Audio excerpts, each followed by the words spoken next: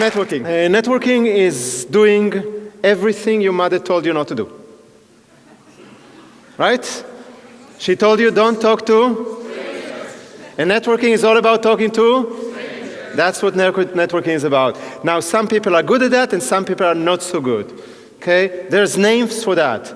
There are people that are called introverts, there are people that are called extroverts. This is actually a very, very old division or a way to identify people. How many of you are more on the introvert side? Wonderful. Me too. Okay, so we are more on the introvert side. Those of you of us that are more on the introvert side, that's more difficult for us to talk to strangers. If they talk to us, that's totally fine. And when we are in the conversation with one-on-one, it's usually very fine. We're very good listeners. We know how to ask questions and everything, stuff that we'll talk about it. But to initiate a contact with a stranger, especially in a group with, 500-600 people, that's usually a challenge. So that will be a chance for all of us introverts to step out of our comfort zone today and do that. And then there's the group of the extroverts. How many of us are more extroverts? Wonderful. I don't know if anybody's interested in this whole story of introverts and extroverts, especially for the introverts. There's a very good book that was written lately, which is called Quiet. It's called Quiet. I find it pretty enlightening because throughout history, extroverts were celebrated. In order to be successful in life, you need to, go out there and be able to speak to people and be able to go and network and meet and win and a lot of the extrovert qualities. And actually, slowly, it changes. And there's a lot more emphasis on the qualities of the introvert. But extrovert and introvert are actually not points. It's not like you're either an extrovert or an introvert. It's a continuum. And if this is the extrovert side and this is the introvert side or anywhere, we are all somewhere in between. Okay, somewhere in between. And there are the people that are the lucky ones that are kind of sitting in between, really in the middle. And for me, myself, I can find myself somewhere here. So I'm not totally introvert. I mean, I can talk to people. But I'm not also on this. And Vered, for example, is more here. So she's not totally on the extrovert, although she looks like it sometimes. But she's also not there. And today I actually want to drop this whole idea of introvert and extrovert and just to show you that in networking, both introverts and extroverts have advantages and disadvantages. And what we want is to use our advantages and to overcome, what is limiting us as our, in our way of being or in our personality.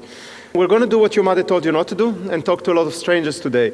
We'll do some practices and some exercises throughout these few hours that we're together. And after that, I'm going to send you live to the real people without an exercise. You'll have to handle all of your own. So I hope that we get used to that.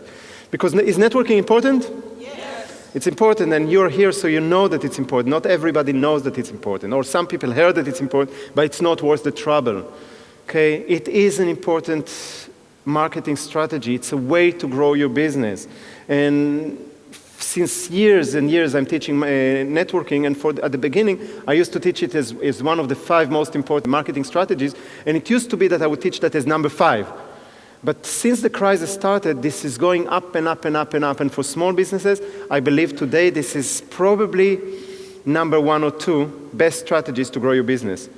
Because today, it's not that people don't have money, but because there is scarcity, then people spend their money very wisely. They're checking first. They want recommendation. They want references. They want to hear from people. Then networking becomes very, very important. And a lot of deals are being signed today. I think the majority of the deals that are signed today are signed as a result of recommendation or reference, and which are results of networking. So networking is important. What I would like to do in the next few hours is just to give you a few tips how to do that better. So we can get better results, so we can make it more strategic and not just, there's a KVK event, let's see what I can get there.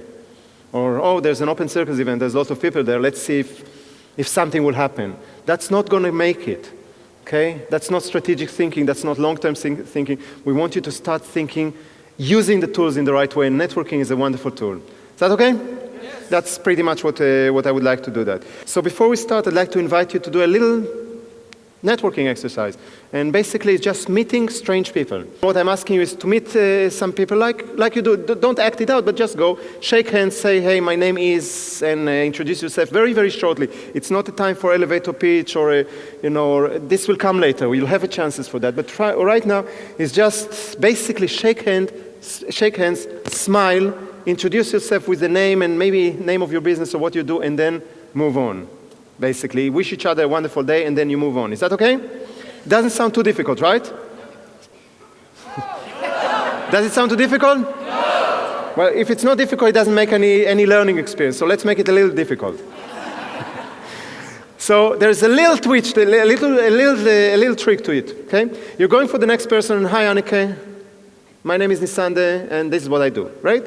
Finish. Now I'm going to the next person, Lisette. I need to introduce myself differently.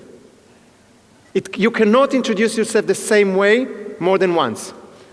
I don't care what. You change your words, you change your tone, you change the way you do that. Maybe sometimes you, I don't know, shake the left hand. Okay? Whatever you want to do. The idea is that you meet as many people as possible, hopefully 15, 20, 25 people in the short time that I'm giving you. Each one is a different introduction. From my point of view, the purpose of today would be for you to network and learn through it, then learn how to network and then do a little bit of exercise. The idea is that you will network as much as you can for your business, get some results, and not just take it as exercises. So we're going to use the exercise, and I'm going to give you every time some short time to do that, but just to get you used to different ways of doing things. But the idea is that when you meet people, take it seriously. There are people in the room that can become your clients or your partners or your providers or whatever it is that you might need, or they have the information that you're looking for.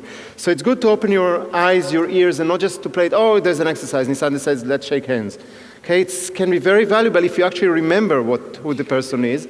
And what I saw some of you doing, you actually exchange business cards.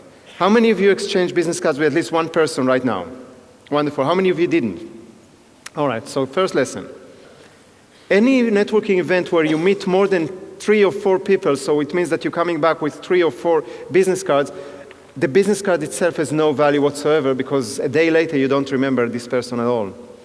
So here is an exercise which I would like you to do from now, anytime that I'm asking you to mingle and meet other people.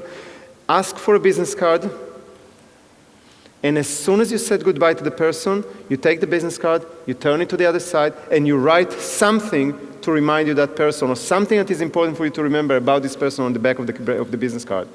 This needs to become a habit. You always carry a business card and a pen, and as soon as you get the business cards, you write something on the back of it. Now, how many of you have business cards that nobody can write anything on the back because it's black or dark gray or it has text or whatever? Tomorrow, you go to the printer and get better business cards. Those business cards kill your business. Your graphic designer convinced you that it's beautiful. To be honest, my graphic designer managed to convince me once that it's beautiful. We once had the 4 open circles, the business cards that look like that.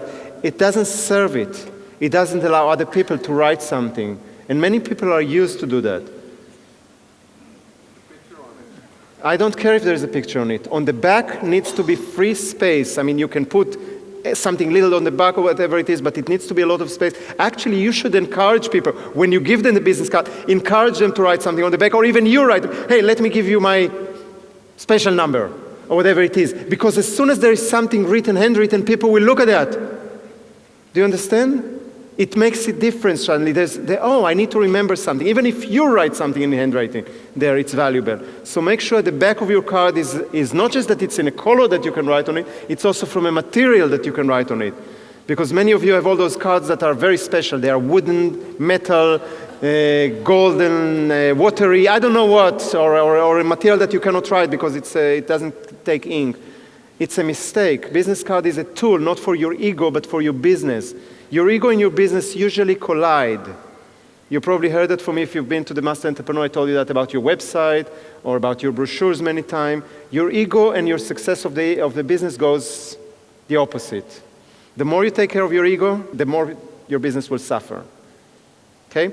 So let's use the business cards correctly. From now on, we'll give you some more exercise. Remember that. You give the business card, you take a business card, write something, and then move to the next person. So you have a little fewer people to meet, but a lot more valuable information. You don't know who sits here in the room that you might meet and just introduce yourself in one of the exercises that can change your life or your business. It happened to me many times. I'll share a few examples throughout the day. I'm sure that it happened to some of you also. Just be open to that. Look at any networking opportunity as an opportunity to change your life or your business. You don't know. I'm not saying that everyone will be, but it's enough that one person will be like that.